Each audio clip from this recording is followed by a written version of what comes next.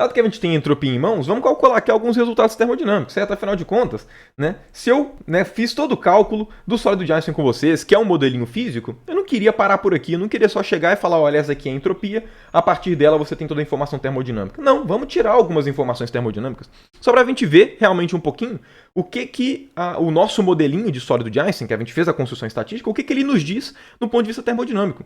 Ele retorna alguns resultados que são intuitivos, certo? Como é que é o comportamento? Qual que é a descrição física desse sistema? Porque, afinal de contas, o sólido de Einstein ele foi descrito dessa forma para poder resolver alguns problemas, né, que a gente tinha de sólidos. Dois desses problemas são, primeiro, né, a lei de Dulong-Petit, que mostra para a gente que todos os sólidos, né, quando você pega calor específico para temperaturas, né, muito altas, ele tende sempre ao mesmo valor constante, né, que seria ali relacionado à constante de Boltzmann, né, a constante de Boltzmann mesmo. E o outro resultado é que o calor específico ele vai para zero para baixas temperaturas, ok? E aí esse modelinho daqui, né, do sólido de Einstein, ele realmente prevê esses resultados. Então vamos lá, se esse cara daqui é a entropiazinha, né, a gente sabe que dszinho é igual a 1 sobre T du minúsculo. Então, né, se a gente tem aqui a entropia por partícula, a primeira coisa que a gente pode fazer, né, na verdade a mais direta, é vamos determinar quanto é que vai valer a temperatura, né, exatamente do nosso sólido de Einstein. E a gente pode determinar essa temperatura como? A gente sabe que 1 sobre T vai ser igual à derivada do Szinho com relação à energia, né, com relação à energia por partícula. Quando a gente pegar essa expressão daqui, a gente vai estar pegando uma expressão que vai ser função da energia. Então, no final de contas, o que a gente vai ter é uma expressão da energia do sólido de Einstein em função da temperatura. Então, vamos pegar essa relação de fato, né? Quanto é que vai valer aqui a nossa derivada de Szinho com relação à energia? Bom, é só pegar essa expressão e derivar, certo? Então, olha só, nessas duas parcelas daqui da nossa entropia vai ter derivada do primeiro vezes o segundo, depois primeiro derivada do segundo. Então vamos lá, derivada do primeiro, né? Levando em conta que a gente está derivando com relação a U, esse cara daqui vai ficar o quê? Ó, vamos lá, vai ter o nosso K aqui, onipresente, né? Constante de Boltzmann. Vamos lá, derivada do primeiro, 1 sobre H barra ômega. Então 1 sobre H barra ômega. Vezes o segundo, no caso aqui então ln de U minúsculo sobre H barra ômega, mais meio, mais primeiro, derivada do segundo. Quanto é que é a derivada do segundo? Derivada do logaritmo é 1 sobre o argumento. Então vai ficar 1 sobre U sobre H barra ômega mais meio.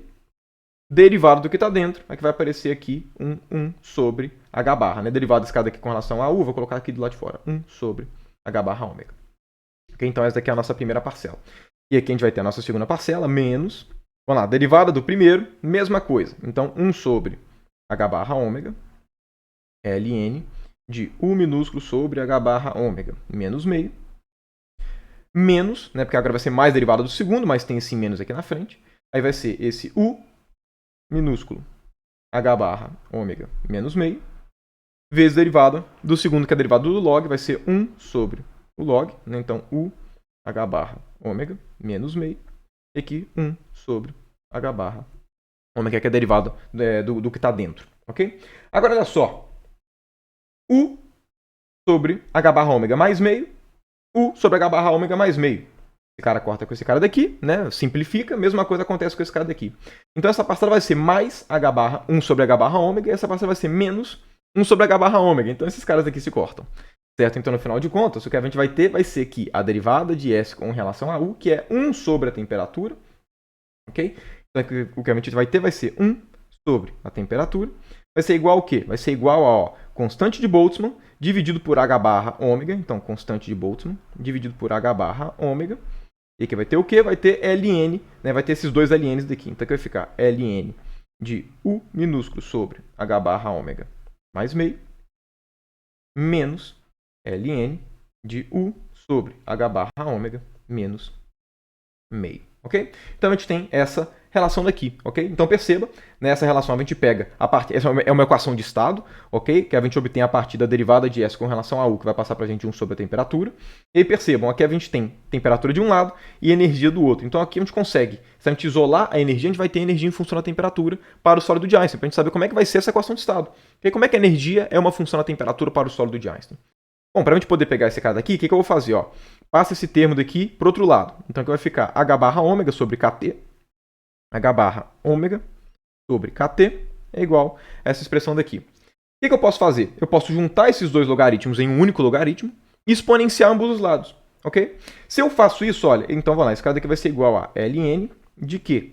Vai ser igual a ln, vamos lá, deixa eu escrever aqui primeiro. Então, u sobre h barra ômega mais meio, u sobre h barra ômega menos meio, ok? O que a gente faz agora? Exponencia ambos os lados. Se a gente exponenciar ambos os lados, o que a gente vai obter? A gente vai obter que, vamos lá, u sobre h barra ômega mais meio dividido por u sobre h barra ômega menos meio vai ser igual a exponencial de h barra ômega sobre kt. Ok? O que a gente faz agora? Bom, a gente tem que isolar a energia. Como é que a gente faz para isolar a energia? Tem uma maneira simples, bem assim, não é a única maneira, mas é uma maneira que vai simplificar bastante as coisas, que é o seguinte. Nesse mais meio daqui, eu vou escrever o seguinte. Vamos lá, vou colocar o mais meio aqui. Vou colocar aqui um menos meio mais meio. Ok? Ou seja, vou somar zero aqui. Perceba que eu não mudei nada. Porque agora o que a gente vai ter? Agora a gente vai ter o seguinte, olha, a gente vai ter 1, essa parcela daqui, 1, ok? Então já vou ter que escrever aqui, esse cara vai ser 1 mais 1 dividido por essa expressão daqui. Então, esse cara aqui vai ser 1 dividido por u sobre h barra ômega menos meio. Ok? Que esse cara aqui vai ser igual a exponencial de h barra ômega sobre kt. Ok? Vamos lá, a partir desse cara, vamos remexer essa expressão mais um tiquinho. Vamos passar esse 1 para o outro lado e inverter as expressões. Ok? O que a gente vai ter vai ser u sobre h barra ômega menos meio. Né? Vai ser igual ao quê? Vai ser igual a, eu peguei esse cara, passei para o outro lado, então aqui vai ficar 1 sobre exponencial de h barra ômega sobre kt menos 1. Ok? Passa esse cara daqui para o outro lado, multiplica por h barra ômega, e que a gente vai obter? A gente vai obter aqui que a energia, energia por partícula do nosso sólido de Einstein em função da temperatura vai ser igual ao quê? Vai ser igual a meio de h barra ômega mais h barra ômega dividido por exponencial de h barra ômega sobre kt menos 1. Então essa daqui vai ser uma das equações de estado do nosso sólido de Einstein. Ok? Para vocês verem realmente, né, como é que a partir da descrição realmente estatística a gente consegue pegar toda a nossa descrição termodinâmica. Ok? Toda vez que a gente determina alguma expressão, principalmente na termodinâmica, é interessante a gente analisar os comportamentos assintóticos. Como é que essa expressão se comporta para alguns regimes em específico. Ok? Aqui no caso, como a nossa energia é em função da temperatura, ok? Em função da temperatura, a gente pode se perguntar como é que a energia se comporta em um sólido quando a temperatura é muito elevada e quando a temperatura é muito baixa. E aí vem aquela, né, pergunta que a gente sempre faz. Né? Muito alto e muito baixo em relação ao quê? A gente tem uma ideia de que quando a gente fala muito alto, a gente está pensando, T indo para infinito.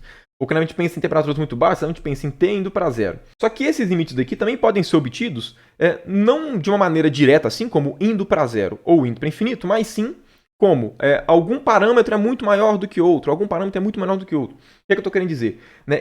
Os limites, matematicamente, de tendo para infinito e tendo para zero, pode ser obtido a partir de situações que são fisicamente mais razoáveis. Como assim? Olha só, perceba que essa expressão daqui passa para a gente uma forma natural de você fazer comparações de baixas e altas temperaturas. Quando T, pensa assim, quando T vai para infinito, matematicamente, o que vai acontecer? Vamos analisar essa fração daqui. Quando T vai para infinito, esse cara daqui, obviamente, Kt vai ser muito maior do que h barra ômega. Então esse limite daqui, ele é igual ao limite de Kt muito maior do que h barra ômega. E esse limite daqui, fisicamente, faz muito mais sentido para a gente. Né? Por quê? Porque a gente está pegando regimes em que a energia térmica é muito maior do que a energia típica dos osciladores, né, de cada um desses sólidos de Einstein. Isso para a gente faz muito mais sentido físico do que tendo para infinito, apesar de que matematicamente os limites são iguais, ok?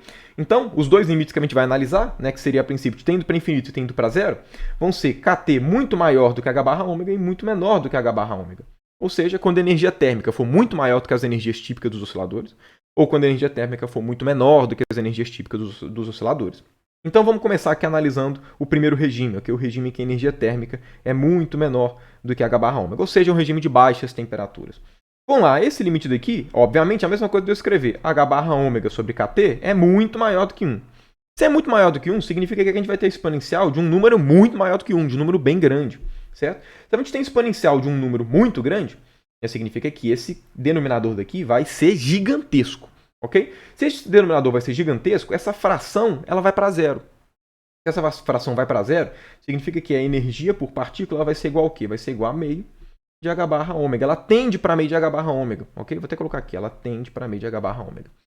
Isso faz sentido para a gente? E aqui, claro que faz sentido. Se a energia térmica é muito menor do que as energias típicas dos osciladores, o que a gente espera? A gente espera que, como essa temperatura seria muito baixa, ao ponto de que a energia térmica seria muito baixa, esses osciladores, né, os átomos do nosso sólido de Einstein, eles vão sempre ficar no nível fundamental. Eles não vão ser excitados. A energia térmica, no caso a temperatura, não fornece energia térmica suficiente para poder excitar esse sistema. Então, cada sólido vai ter aproximadamente a sua energia de ponto zero, que é o quê? Meio de H barra ômega, é a menor energia de cada um desses sólidos. Então, de fato, aqui faz bastante sentido o nosso regime assintótico, é realmente o que a gente esperaria para um sólido de Einstein mesmo. É da forma que a gente construiu, né? Segundo o regime assintótico vai ser o quê? Vamos pegar aqui KT muito maior do que H barra ômega. Ou seja, quando a gente tem energias térmicas muito maiores do que as energias típicas dos osciladores.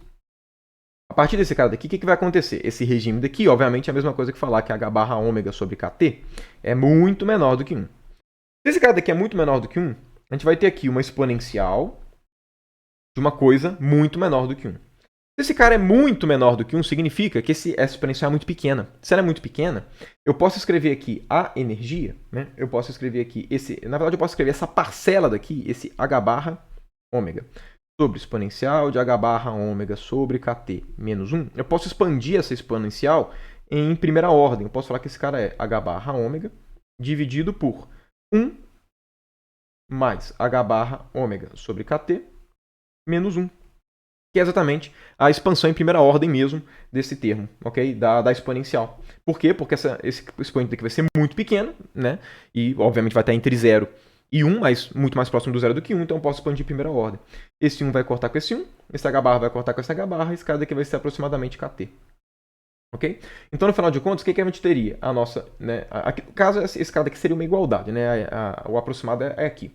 Então, no final de contas, a nossa energia aqui, ela seria igual ao quê? Ela seria igual a meio de H barra ômega, meio de H barra ômega, mais KT. Agora, olha só, KT não é muito maior que H barra ômega? Então, esse cara daqui, o H barra ômega, ele é desprezível.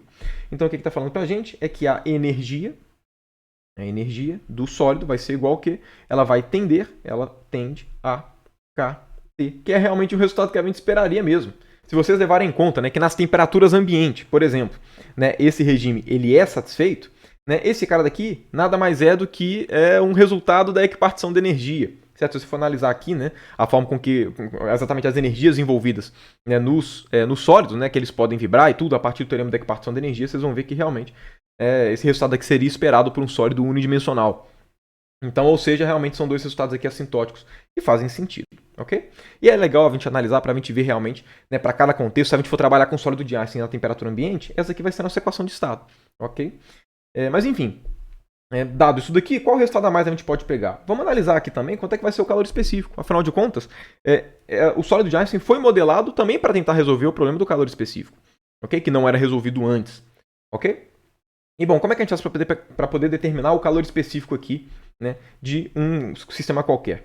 O nosso calor específico, se vocês lembrarem, né, ele é obtido como? Ele pode ser obtido como T derivada de Szinho com relação à temperatura. Okay? Se vocês lembrarem, essa era a forma que a gente tinha de calcular o C. Aí no caso, né, aqui na verdade você pode falar comigo, Felipe, na verdade a gente calculou o CV e o CP.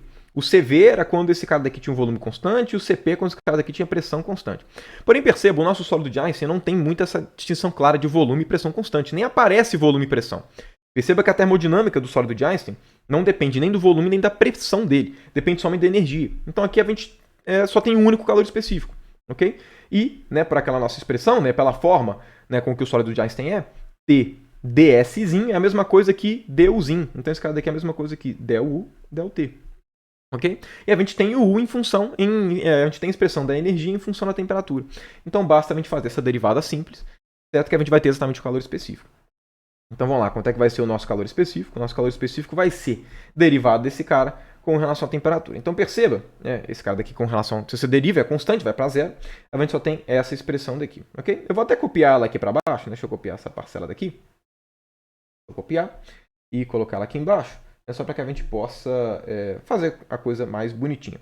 Então, o nosso calor específico vai ser o quê? Vai ser derivada com relação à temperatura, né, deste cara daqui. Ok? Derivada desse cara. Então, deixa eu deixar aqui ajeitadinho. Então, eu tenho que derivar esse cara daqui né, que é exatamente a parcela do U que não se anula dada a derivação. Bom, quanto é que vai ser esse cara daqui? Vamos lá, h barra ômega constante vai continuar aqui, ok?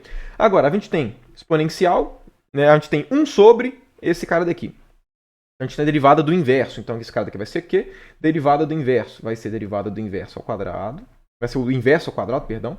Então aqui vai ter h barra ômega sobre kt menos 1 ao quadrado, ok? Derivada do que está dentro. Derivada do que está dentro é derivada da exponencial. Derivada do exponencial vai ser a própria exponencial vezes derivada do que está dentro, que vai ser h barra ômega sobre kt ao quadrado com sinal negativo. Ok? Ah, e lembrando, né, quando esse cara daqui vai ficar esse cara ao quadrado com um sinal de menos aqui. Por quê? Porque, relembrando, esse cara daqui é alguma coisa elevado a menos 1. Então, se abaixo o menos 1, fica negativo, fica menos 2, que é esse 2 aqui no denominador. Ok? Só para a gente não esquecer dos sinais. No final de contas, o que acaba acontecendo? Esse sinal de menos vai cortar com esse sinal de menos daqui. Ok? E, bom, quanto é que vai? Vamos lá, vamos ajeitar esses termos aqui, né, só para poder ficar mais palatável. Olha só, aqui a gente vai ter 2h barra ômegas, então eu vou colocar aqui, ó, h barra ômega. E aqui a gente vai ter um t quadrado, ok? Então esse cara aqui vai estar ao quadrado. Só que a constante de Boltzmann não está ao quadrado. Então o que eu vou fazer? Eu vou colocar aqui um k, vou colocar aqui um k ao quadrado, ok? Só para poder ficar h barra ômega sobre kt ao quadrado, porque esse cara daqui vai indexar para a gente os limites de energia, né? Enfim, e aqui a gente vai ter agora exponencial de h barra ômega sobre kt, dividido por exponencial de h barra ômega sobre kt menos 1 ao quadrado. Então este cara daqui é o nosso calor específico do sólido de Einstein. Vou até deixar ele aqui embaixo. Okay? Esse cara aqui vai ser o calor específico do sólido de Einstein. Vamos lá, mesma coisa. Toda vez que a gente tem uma expressão na termodinâmica, vamos analisar os regimes assintóticos. Até porque, qual que é o comportamento que era, né, que eles queriam, né, entender o porquê dos sólidos? O comportamento era de que, quando a gente né, pegava temperaturas muito altas, o calor específico de todo mundo tendia a uma certa constante. E quando a gente colocava a temperatura muito baixa, né, indo para zero, ela tendia para zero também. O calor específico tendia a zero. Então, vamos analisar exatamente os regimes assintóticos desse cara. Okay? Vamos pegar aqui primeiro, então, o regime de altas temperaturas. O regime de altas temperaturas é qual regime? É o regime que em Kt é muito maior do que H barra ômega. Vamos lá, se Kt é muito maior do que H barra ômega, então H barra ômega sobre Kt é muito menor do que 1. Okay? Se é muito menor do que 1, eu posso expandir as exponenciais. Então, isso aqui vai passar para a gente o quê? Calor específico, né? Ele é igual a K, aí vamos lá, H barra ômega sobre Kt ao quadrado. Eu vou até colocar aqui, ele tende a, porque não é uma igualdade, ok? Vai ficar o quê? Ó, exponencial ali em cima eu vou expandir em série, ok? Se eu vou expandir em série, vai ficar o quê? Vai ficar ó, 1 mais H barra ômega sobre Kt, ok? Então a gente tem essa expressão daqui. Expandir a exponencial lá em cima em série. Vamos expandir a exponencial aqui embaixo em série também, ok? Aqui vai ficar o quê? Ó, vamos lá. Aqui vai ficar 1 mais H barra ômega sobre Kt menos 1, isso aqui, ao quadrado. 1 vai cortar com 1, certo? Então, no final de contas, o que a gente tem aqui, esse cara vai ser igual a K, H barra ômega sobre Kt ao quadrado. Perceba que aqui vai aparecer um H barra ômega sobre Kt ao quadrado no denominador. Então, vai aparecer um Kt sobre H barra ômega ao quadrado, ok? E que multiplicado aqui com 1 mais H barra ômega sobre Kt, ok? Bom, aqui, evidentemente, o que vai acabar acontecendo? Esse cara vai cortar com esse cara, ok? São inversos. 1 mais um termo que tende a zero. Por quê? Porque H barra ômega é muito menor do que Kt, ok? Então, esse cara daqui, ele tende, esse cara daqui ele vai tender a zero nesse nosso limite, certo? E aí, o que vai acontecer? Olha só, todo mundo cortou, só sobrou esse 1 multiplicado pelo K. Então, o que a gente acabou de pegar? A gente acabou de pegar que o nosso calor específico, ele tende a K, ele tende a uma constante, que é exatamente o que é conhecido como lei de Dulong-Petit. Então perceba que o sólido de Einstein mostra para a gente um resultado que não era tão bem compreendido na época. Por que todos os sólidos, né, quando as temperaturas são muito altas, tendem ao mesmo calor específico? Okay? E aqui, de fato, são todos os sólidos. Por quê? Porque esse regime de Kt muito maior que H barra ômega é o regime das temperaturas ambiente. E era exatamente um regime que esse tipo de coisa já era observado. Além disso, o que vai mudar de oscilador para oscilador? O que vai mudar no caso de sólido para sólido? Vai mudar quem é esse ômega. Esse ômega daqui depende exatamente dos osciladores, que vai depender exatamente, né, do sólido que você está analisando. Então perceba, esse resultado aqui, o sólido de Einstein conseguiu prever esse resultado, que é a lei de Dulong-Petit, e os físicos tinham, na época, uma dificuldade de entender por que o calor específico era igual para todo mundo, se os sólidos eram diferentes. Okay? Agora vamos analisar o segundo comportamento assintótico. Vamos analisar aqui, exatamente quando o Kt é muito menor do que H barra ômega. Seria equivalente a gente analisar o regime de baixíssimas temperaturas. A gente está pegando a temperatura cada vez indo mais próximo de zero. Até porque esse cara daqui ele é minúsculo. Esse aqui é realmente um regime da temperatura indo para zero.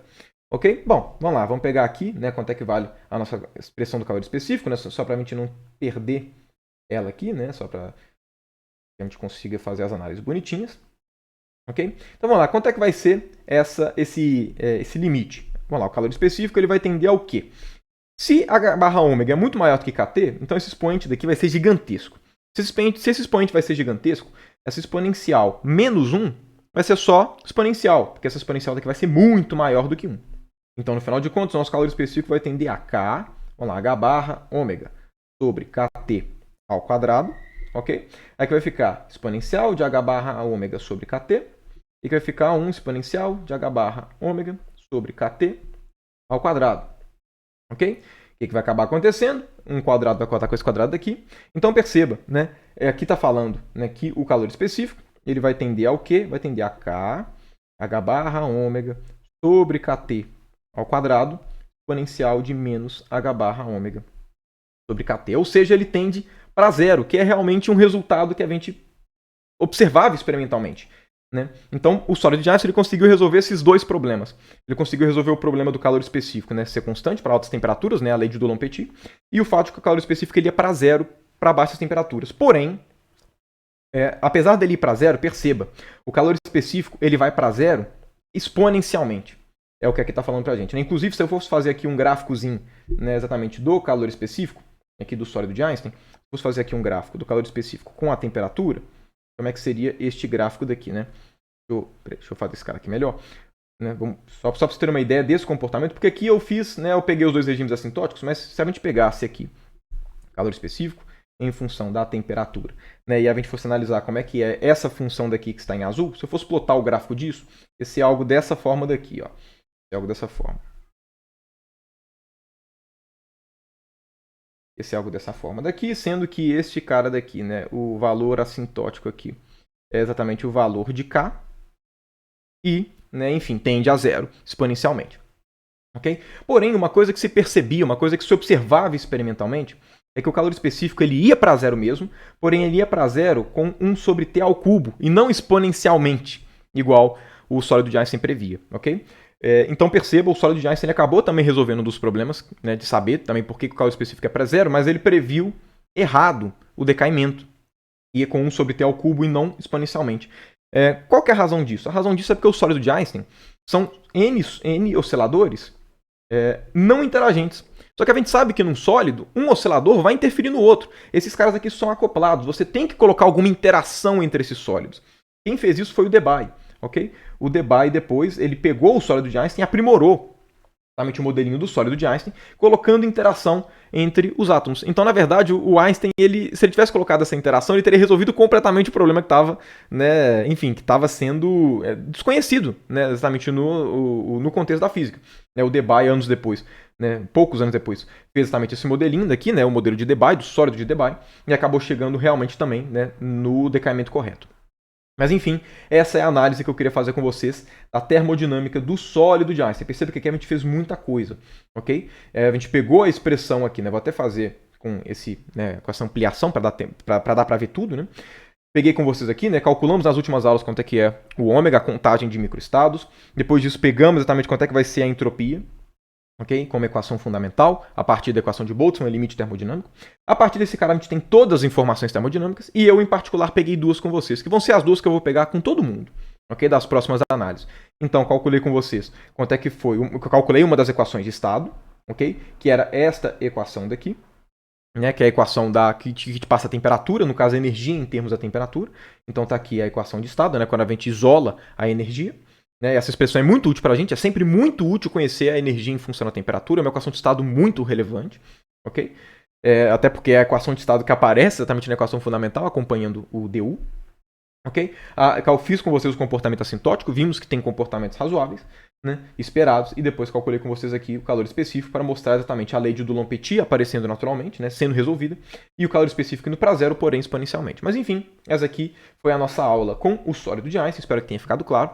Eu vou discutindo com vocês dois sistemas com essa mesma ideia, né, que tem um caráter quântico aqui, porque querendo ou não, o sólido de Einstein ele tem um caráter quântico por conta das energias, e de forma até engraçada, sempre que você quer calcular esse tipo de coisa, né? Termodinâmica a partir de considerações estatísticas. Para sistemas quânticos é mais fácil. Sempre que eu não energia quantizada, a análise fica bem mais simples do que sistemas clássicos. Né? Sem contar que sistemas clássicos a gente tem que fazer uma certa correção que eu vou mostrar para vocês quando eu for tratar o gás ideal. Okay? Mas enfim, ainda vou calcular com vocês, né, no caso antes do gás ideal, que né, talvez seja um dos pontos mais aguardados, digamos assim, né? Porque para o gás ideal a gente realmente vai deduzir PV igual a nRT a partir de primeiros princípios, só estatísticos, que é uma coisa que muita gente gostaria de fazer, né? A gente faz isso na parte aqui de exatamente de mecânica estatística.